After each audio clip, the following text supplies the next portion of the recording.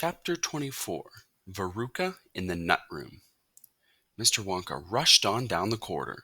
"The nut room," it said on the next door they came to. "All right," said Mr. Wonka. "Stop here for a moment and catch your breath, and take a peek through the glass panel of this door. But don't go in. Whatever you do, don't go into the nut room. If you go in, you'll disturb the squirrels." Everyone crowded around the door. "Oh, look, Grandpa, look!" cried Charlie. "Squirrels!" shouted Veruca Salt. "Jeepers!" said Mike TV. It was an amazing sight. 100 squirrels were seated upon high stools around a large table. On the table there were mounds and mounds of walnuts, and the squirrels were all working away like mad, shelling the walnuts at a tremendous speed. "These squirrels are specifically trained for getting the nuts out of the walnuts," Mr. Wonka explained. "Why use squirrels?" Mike TV asked. "Why not use Oompa Loompas?" "Because," said Mr. Wonka, "Oompa Loompas can't get walnuts out of walnut shells in one piece. They always break them in two. Nobody except squirrels can get walnuts whole out of the walnut shells every time. It is extremely difficult. But in my factory, I insist upon using only whole walnuts. Therefore, I have squirrels to do this job. Aren't they wonderful, the way they get those nuts out? And see how they first trap each walnut with their knuckles to be sure it's not a bad one. If it's bad, it makes a hollow sound, and they don't bother to open it. They just throw it down the garbage chute. There, look! Watch the squirrel nearest to us. I think he's got a bad one now." They watched the little squirrel as he tapped the walnut shell with his knuckles. He cocked his head to one side, listening intently. Then, suddenly, he threw the nut over his shoulder into a large hole in the floor. "Hey, Mummy!" shouted Veruca Salt suddenly. "I've decided I want a squirrel. Get me one of those squirrels." "Don't be silly, sweetheart," said Mrs. Salt. "These all belong to Mr. Wonka." "I don't care about that," shouted Veruca. "I want one. All I've got at home is 2 dogs and 4 cats and 6 bunny rabbits and 2 parakeets and 3 canaries and a green parrot and a turtle and a bowl of goldfish and a cage of white mice and a silly old hamster. I want a squirrel." "All right, my pet," Mrs. Salt said soothingly. "Mummy will get you a squirrel as soon as she possibly can." "But I don't want any old squirrel," Veruca shouted. "I want a trained squirrel." At this point, Mr. Salt, Veruca's father, stepped forward. "Very well, Wonka," he said importantly, taking out a wallet full of money. "How much you'd want for one of these crazy squirrels? Name your price." "They're not for sale," Mr. Wonka answered. "She can't have one." "Who says I can't?" shouted Veruca. "I'm going in to grab me a squirrel this very minute." "Don't!" said Mr. Wonka quickly, but he was too late. The girl had already thrown open the door and rushed in. The moment she entered the room, 100 squirrels stopped what they were doing and turned their heads and stared at her with small black beady eyes. Veruca Salt stopped also and stared back at them.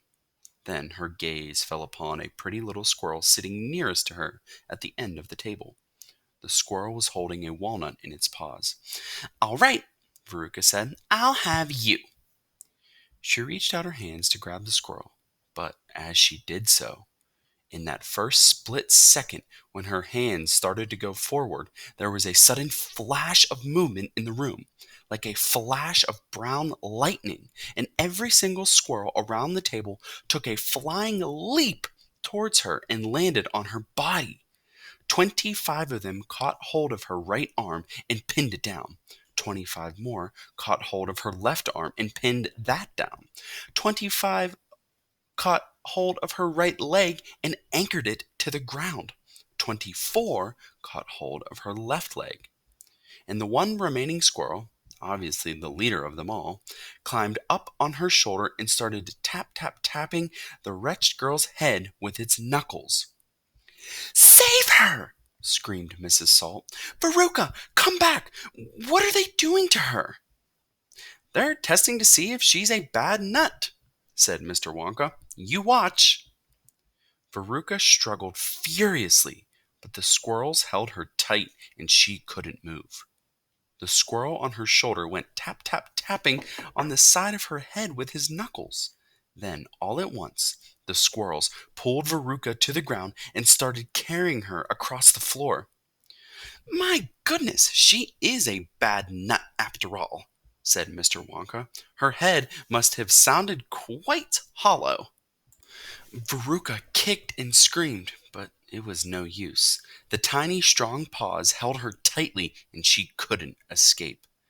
Where are they taking her? Shrieked Mrs. Salt. She's going where all the other bad nuts go, said Mr. Willy Wonka. Down the garbage chute. By golly, she is going down the garbage chute, said Mr. Salt, staring through the glass door at his daughter. Then save her, cried Mrs. Salt. Too late, said Mr. Wonka. She's gone. And indeed she had. But where? Shrieked Mrs. Salt, flapping her arms. What happens to the bad nuts? Where does the chute go to? That particular chute, Mr. Wonka told her, runs directly into the great big main garbage pipe which carries away all the rubbish from every part of the factory. All the floor sweepings, the potato peelings, and rotten cabbages and fish heads and stuff like that. Who eats fish and potatoes in this factory, I'd like to know, said Mike Teavee. I do, of course, answered Mr. Wonka. You don't think I live on cocoa beans, do you? But, but, where does the great big pipe go in the end? Why, to the furnace, of course, Mr. Wonka said calmly. To the incinerator. Mrs. Salt opened her huge red mouth and started to scream. Don't worry, said Mr. Wonka. There's always a chance that they've decided not to light it today. A chance? Yelled Mrs. Salt. My darling Veruca, she'll be sizzled like a sausage. Quite right, my dear, said Mr. Salt. Now, see here, Wonka, he added. I think you've gone just a shade too far this time. I do indeed. My daughter may be a bit of a frump. I don't mind admitting it. But that doesn't mean you can roast her to a crisp. I'll have you know I'm extremely cross about this. I really am. Oh, don't be cross, my dear sir, said Mr. Wonka. I expect she'll turn up again sooner or later. She may not even have gone down at all. She may be stuck in the chute just below the entrance hole, and if that's the case, all you have to do is go in and pull her up again. Hearing this, both Mr. and Mrs. Salt dashed into the nut room and ran over to the hole in the floor and peered in. Veruca, shouted Mrs. Salt, are you down there? There was no answer. Mrs. Salt bent further forward to get a closer look. She was now kneeling right on the edge of the hole, with her head down and her enormous behind sticking up in the air like a giant mushroom. It was a dangerous position to be in. She needed only one tiny little push, one gentle nudge in the right place. And that is exactly what the squirrels gave her. Over she toppled into the hole head first, screeching like a parrot. Good gracious me, said Mr. Salt as he watched his fat wife go tumbling down the hole. What a lot of garbage there's going to be today. He saw her disappearing into the darkness. What's it like down there, Angina? He called out. He leaned further forward. The squirrels rushed up behind him. Help! He shouted, but he was already toppling forward, and down the chute he went, just as his wife had done before him and his daughter. Oh, dear, cried Charlie, who was watching with his others through the door. What's on earth going to happen to them now? I expect someone will catch them at the bottom of the chute, said Mr. Wonka. But What about the great fiery incinerator? Asked Charlie. They only light it every other day, said Mr. Wonka. Perhaps this is one of the days when they let it go out.